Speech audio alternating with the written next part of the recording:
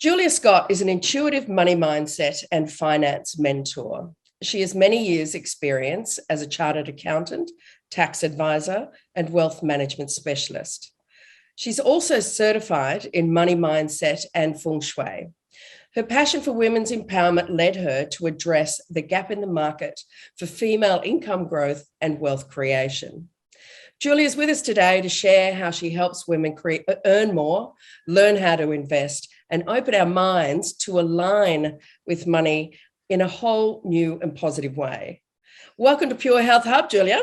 Thanks for joining us. Hi, so glad to be here. Love talking to women, especially about these topics. Absolutely, my goodness. It's such an valuable and important topic. I can't wait to learn more. And, before we get to that, some stats that have been scaring me a lot lately and something that I probably want to delve a little bit more into in the hub, but it's also relational to what we're going to talk about. Now, a report released in August 2020 by the Housing for the Aged Action Group and Social Ventures finds that the number of older women at risk of homelessness in Australia is a staggering 405,000. Now, 165,000 of those women are aged between 45 and 55, and 240,000 women aged over 55 are at risk of homelessness. Now, those women over 55 are at significant risk of financial and housing security due to systemic and compounding factors such as lack of superannuation, working part-time or casually throughout their lives, taking time out of the workforce to look after family, whether it's raising kids or looking after the elderly, bearing the brunt of the gender pay gap, an increasingly unaffordable private rental market, particularly now, is frightening age discrimination. And for another one is that wasn't mentioned, but a serious lack of mental health resources, I think are all contributing to that. Now, Kobe Maglin from the Housing for the Aged Action Group says, this is an unfolding crisis compounded by the economic, social, and health impacts of COVID-19. But he also goes on to say that it also highlights the critical link between safe, secure, and affordable housing and the good health and well-being of women, particularly as we age. So my reason for sharing that really is these tragic statistics is to try and encourage women, and I've been these women in the past, ignoring their financial position, and to remind us that our lives as we know it can change on a dime. And if we're not prepared, we can become those stats. So this is where I want us to start, to remind women about what it takes and help them, teach them a little bit more about how easy it can be to take ownership of their own financial destinies. All right, my love. So Julia, you hold a great deal of credentials in the financial field, but you've chosen to focus specifically on women's financial health. Why? Because it's different for women, and men have been practicing money for thousands of years. And in the big scheme of things, it's really very new for us. Like, we are the first generation that has had the level playing field in legal terms on managing and growing our own money. And we haven't grown up with a lot of female role models. All throughout history, we're taught in school, it's all about, men making the money and setting the rules. And so it's fair enough. Like, we tend to have this unconscious belief that comes through the stories in our culture and legends and myths, all about the fact that women are just not good at money. Yeah. And I think that's the starting point, the fact that whether we want to admit it or not, as new age women, it is new. And there's all these underlying stories that we need to tap into and bring to the surface in order to clear the resistance that we have energetically around making lots of money. Because, like, just saying, like, I want to make lots of money, that sounds, a lot of people repulsed by that. Absolutely. I grew up in a small town and I remember that, because I was ambitious, right? Yeah. But it was considered to be grubby. It's considered to be grubby and to want to, and it wasn't necessarily because I wanted that wealth. I just wanted to do a lot of things. And obviously what happens from that is a bit of, financial benefit. So yeah, it's been a dirty word. And it's just about time we change that, right? Because the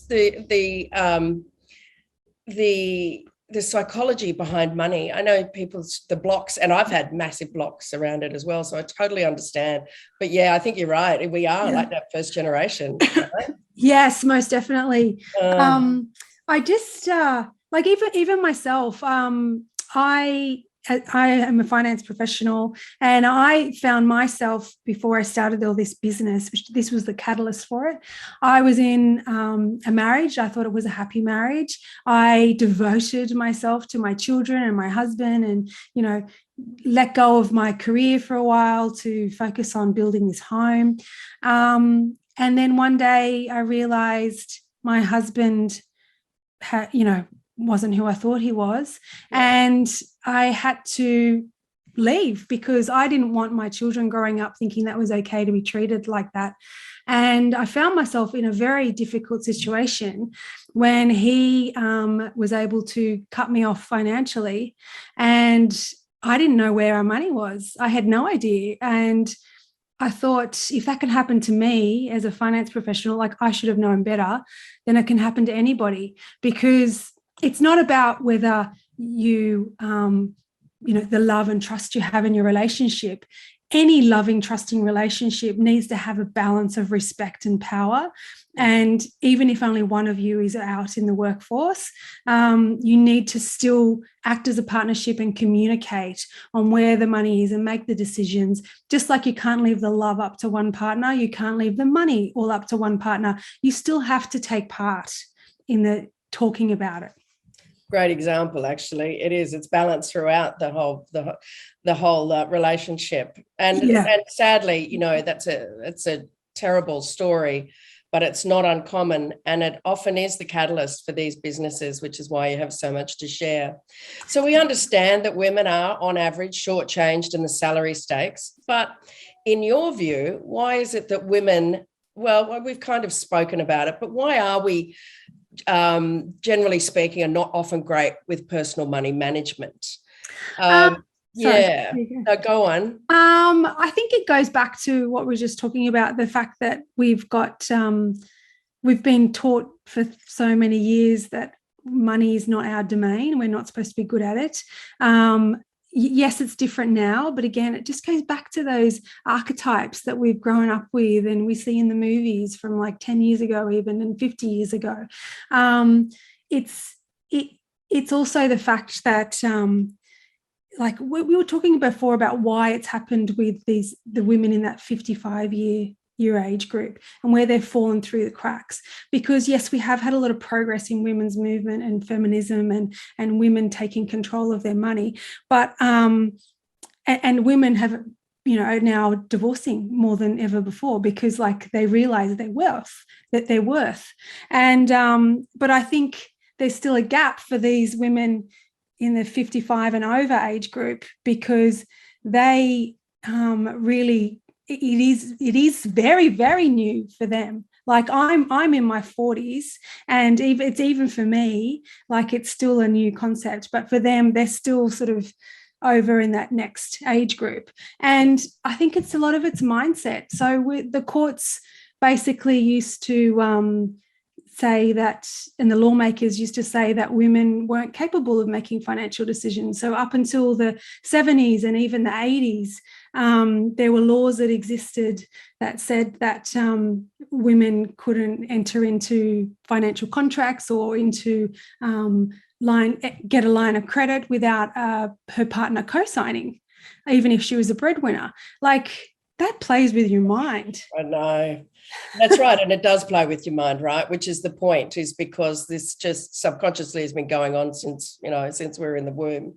So, okay, let's talk a little bit then about how is it? So is wealth just simply about earning more money? I mean, is that where we're at? What else can we be doing to acquire wealth and build our own financial security and comfortable future?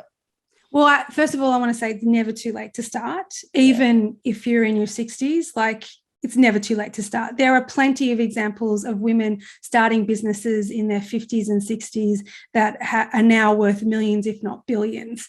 Like Vera Wang didn't start until she was in her late 40s. I know Trini Woodall, the UK celebrity, she started a makeup line in her 50s. That's like worth a lot of money now. It's never too late. And money doesn't have to be made from effort. That's one of the biggest blocks a lot of people have, that money is hard to make. It doesn't have to come from effort. It can come from great ideas. It can come from just adding value to people's lives with your wisdom. And a lot of women have this wisdom, and they need to just tap into that and just understand that they already have a wealth of knowledge, and everyone is unique. Everyone has something that they're really, really good at that comes easy to them and doesn't come easy to other people. And you can tap into that and you can make money from it. And even better, you can do it digitally, so it doesn't take any of your effort, and you make an ebook or a digital product that you can sell over and over again. And then, of course, there's investing. You can start investing with as little as $100 now, whereas 20 years ago, you couldn't even enter into that market without a broker whose minimum might have been 20 grand, like it's never as bad as you think. Our imagination always goes to the absolute worst case scenario. There is always a way through, because we are here to grow, and where there's a will, there's a way. But you just have to be willing to look at things differently. Yeah.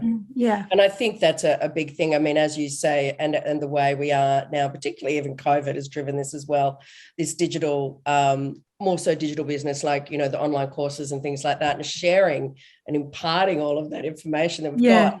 In my gen, certainly for me, we just underestimate that so much. Yes.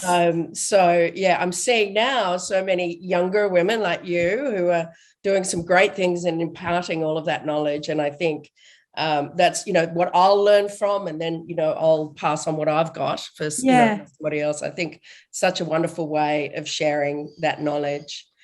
Yeah. Okay, now, you also hold qualifications in the ancient Chinese art of feng shui and impart its benefits to your clients. Yes. How does feng shui fit into the financial management strategy? Well, because I figure, why not come at it from all angles? Like, what have you got to lose? Approach, right? Just have a go, And the beauty of it is that even though this is like a 6,000-year-old philosophy, the feng shui, science is catching up. And I don't know if you know much about quantum physics. Not a huge amount, but if the basics around all of that kind of stuff is that the universe is not a machine, as it was used. The Newtonian physics world used to think that the universe was a machine, and for every action there's a reaction. But the quantum physics proves that everything is connected. Everything. That means humans are connected.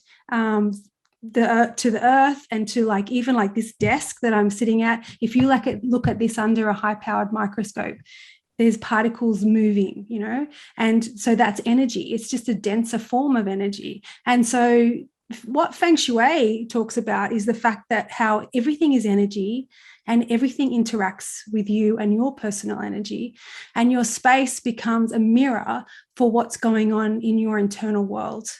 So the theory is, if you want to change your life, or if you're feeling stuck, you can use the tools of feng shui to rearrange things, change some colors, add some more light to your wardrobe, or to your surroundings, to your thoughts, to your digital setup, your email systems and everything. And you can bring order from the chaos, and you can set a path to abundance by setting yourself up for financial success in your surroundings and your thoughts. Yeah. And that makes perfect sense. You're right. The holistic approach to all of our health is not And I guess the hub is a little bit about that, right? It's not just our physical health, it's our spiritual, it's our environmental, it's our spiritual, environmental, mental health. And they're all interconnected without a doubt, right? You can't be all of them. You can't be a complete picture of health without them all coming to the table. All right. So when we talk about, finance and learning more about finance, and when we talk about investing in our future, do we need a lot of money to do that? No, not necessarily. The important thing, like I said before, is to just start.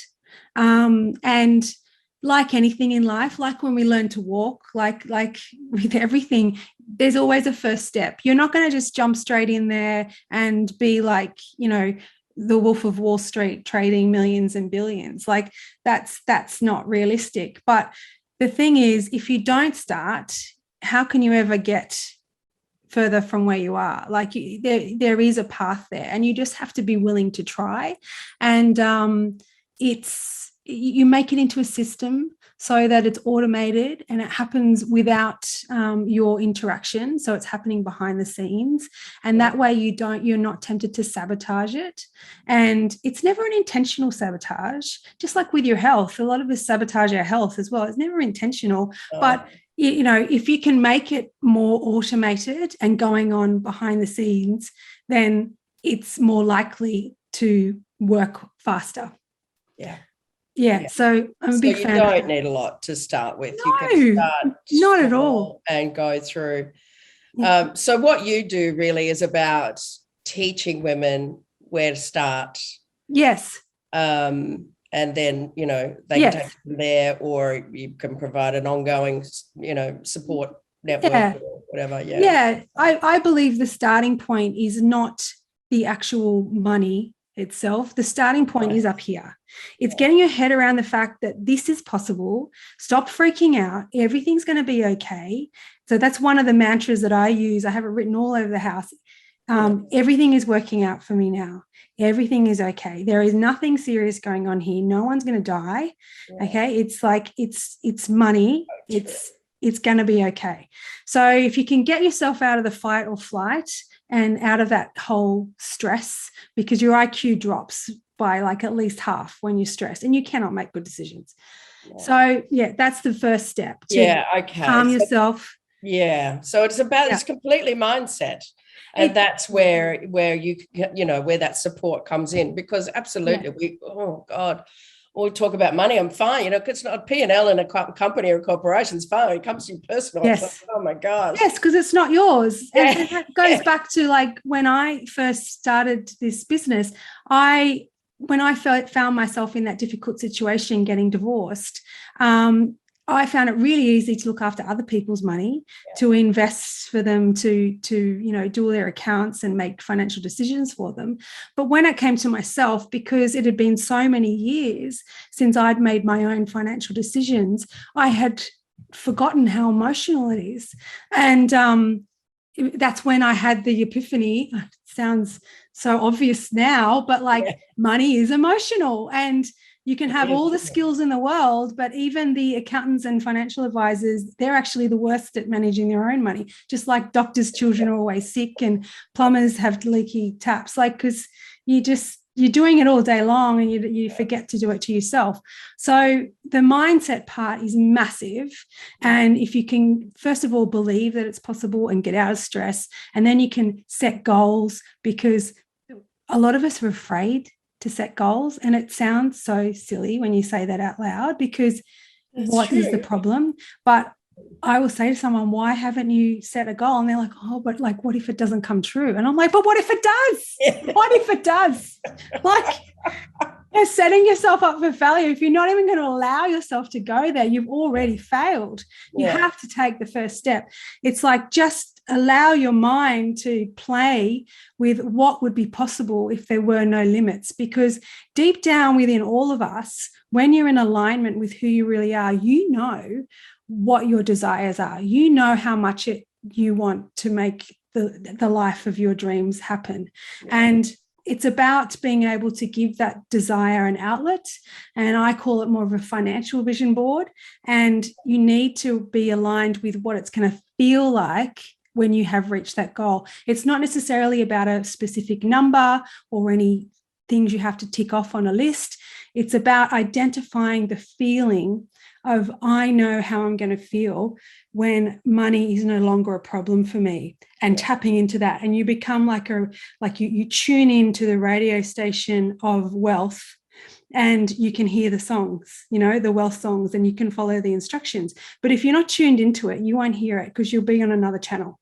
And you have to just align first. It's like you become a magnet for whatever you need. And then the universe delivers you all these synchronicities, like you and I met, all these amazing things happen. We were just talking about this before we started recording this. The fact that since I did my last event, which was my first live in-person event, because I started my business in COVID, it was very, frightening at first, but it went really well. And since then, the universe has just gone, have this, and then introduced me to all these amazing people because I've opened the door, and then I've stepped through it by doing the actual talk and getting everything that's in my head out into the world, which is adding value, what I was saying before. And if you can add value to the world, that is how you make money. Yeah. It's not necessarily about labor and putting in the hours. It's about value. Yeah. It's true. Yeah. And putting those visual elements around you is also, as you say, a vision board. And I was chatting to someone else about, she's structured a whole life around, and she's designed a vision board that she sells. And it is about those visual ticks, right, that you see, and reminding yourself and writing down a bit of a plan, even though you try not to be too structured. Is that? Yeah. You just, like, writing stuff down has been proven to elevate your chances of reaching that goal. Like, you're 42% more likely to reach your goal just because you write it down. And I'm talking pen to paper, not typing. There's a connection between your brain sees it differently when you use handwriting as opposed to typing, and it sees it almost as instructions, like when you write out a shopping list. Yeah. And sometimes, and I don't know about you, but whenever I write out a shopping list, I always leave it at home. I forget. And then I go far out, and then I get there and I remember it because I had written it down. But if I hadn't written it down in the first place, every time I will forget. Yeah, that's true. That's very true. And another good analogy. Another one. Another one. Fabulous. Yeah, it's true. And it's like in business, and I'm trying not to make this about business, but you write a business plan for a business, right? So it's a similar thing for your life. You're going to have this plan, this direction. I'm trying not to make it too structured, but you really do need to write that down. And to get those demons out of your head about finance and all of those things. Right? Yeah, concentrate on how you want to feel and articulate the feeling of what it's like to be there. And that is what you're attracting. You can talk to, there's a lot of billionaires out there who are absolutely miserable. Money doesn't necessarily make you happy, but up until a certain amount, it does, because it satisfies all of those needs to be safe and secure.